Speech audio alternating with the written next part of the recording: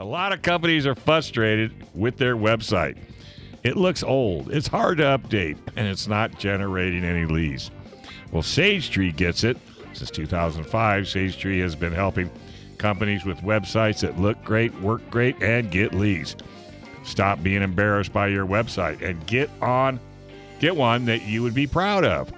Contact Sage Tree today to get a website that makes the phones ring. Getting started is easy. Go to sagetree.com and schedule a call. Go to sagetree.com and press the schedule a call button today. All right, Joe, get a grip.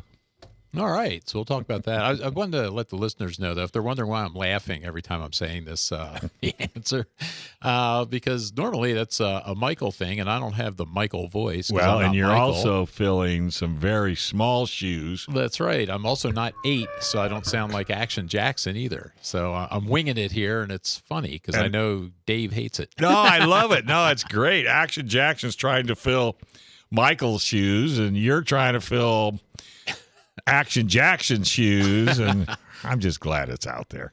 I think Action Jackson does a better job than I'm doing, but He that's does. okay. He does I a don't mind really doing good job. So what's your get a grip this week? So this week, we'll talk about the ray of hope for California.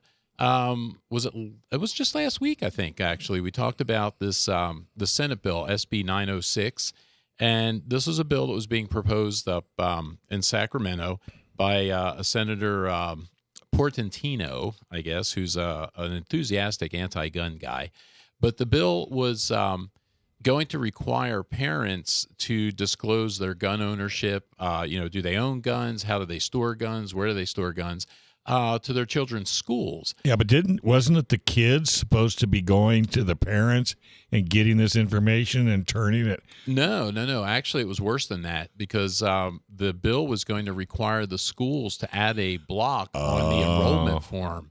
So as a parent, you would have to declare this when you were enrolling your kids into the school, or lie about it, or do what I was thinking most people would have done, is pull their kids out of the school But system. just think, what would have happened if you put down there, how many guns do you own?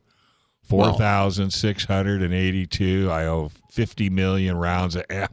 I mean, well, yeah. You think they'd come after you? Well, the whole thing is just ludicrous. Well, but again, I get it. It's just one more thing that, we let people get away with, or we let that side get away with. And it was interesting because, when I wrote about it last week, I was thinking, okay, well, here's another bad thing that's going to sail right through the Senate. That's what I thought too, yeah. And get signed into law. And then I see on Wednesday, it had to go through committee, and it got 2 votes out of 7 in the committee to go forward. So it died in committee. And that was even after Portantino, I guess, promised to drastically alter the bill and change it if it got through committee. And they still wouldn't go for it. And where's the guarantee there that he would change it? Well, it was interesting. I guess, he's not guarantee it to us. He's guaranteeing it to his colleagues, I guess. I don't think but he has no guarantee. But, well, it's interesting because, I was thinking, okay, well, why, what happened there? Because typically anything that's anti-Second Amendment or anti-liberty or anti-rights out here just sails through, it seems like. Mm-hmm. And, that might be an overstatement, but I think it's pretty close. I think you're right on the money, personally. But there were a number of people, a number of organizations that were fighting this. Ironically, it was the ACLU and the NRA were both in opposition to this thing, which is interesting to see the two of them on the same side.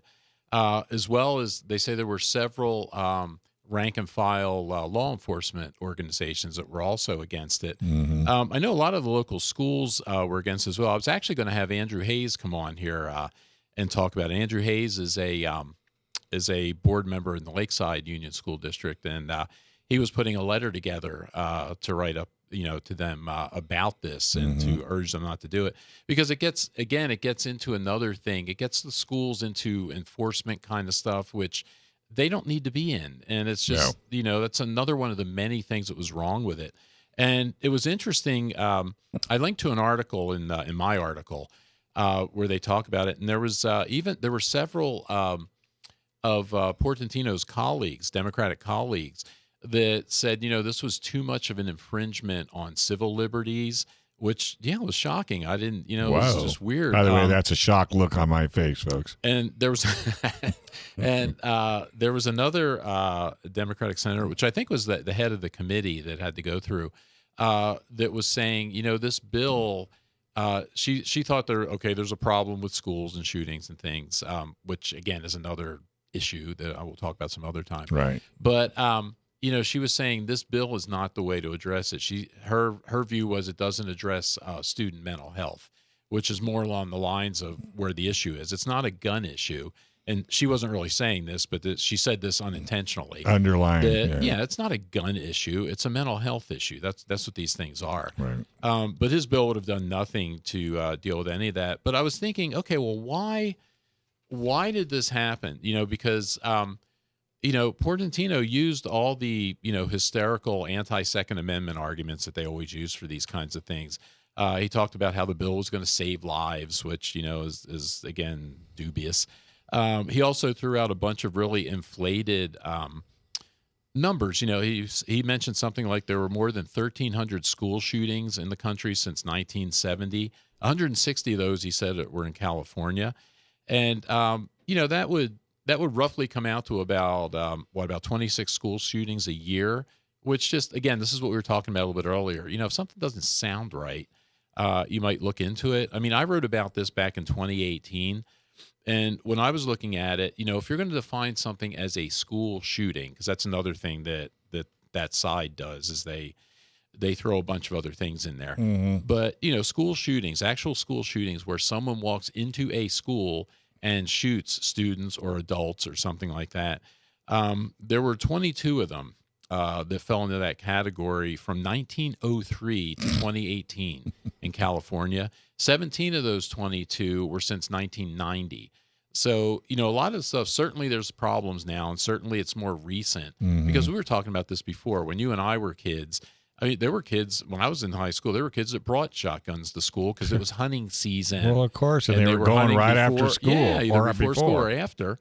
And I've had people tell me that at their schools, people or kids would bring guns and give them to the principal. The principal would hang on to them during the day until they went hunting after school. Show and tell. And, there's definitely things are different now, in our society that are causing some of these things. But, the guns aren't it.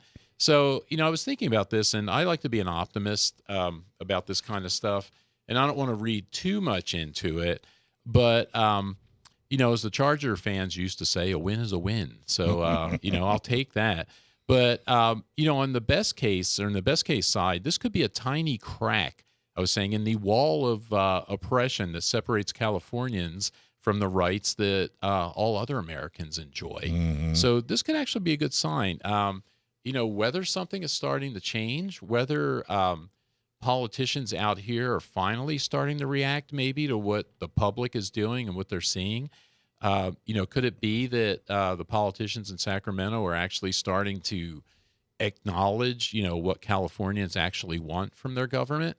Or is it just an election year, anomaly? So, well, do you think, like you said earlier, normally this would fly through, with no problem. That's what I was thinking. So do you think maybe because of the massive division between the right and the left in California that everybody is looking so close to these different bills that this had a lot to do with, instead of it just flying through? Because, back in the day, we wouldn't even know this bill was being written. Well, no, and that assumes that some of the Democrat politicians out here actually care about the people in California because they and their rights. They want to stay in office. Well, that would be different if that's how they're starting to think. I hope that's what's happening, but time will tell. Thanks for watching this clip from Gun Owners Radio. You can watch us live every Sunday from 4 to 6 p.m. California time, right here on our YouTube channel, or if you're in the San Diego area, you can listen to us on 1170 a.m. We're also available on your favorite podcast platform for free. Don't forget to like and subscribe so that you can help restore and protect the Second Amendment, not just in California, but across the country.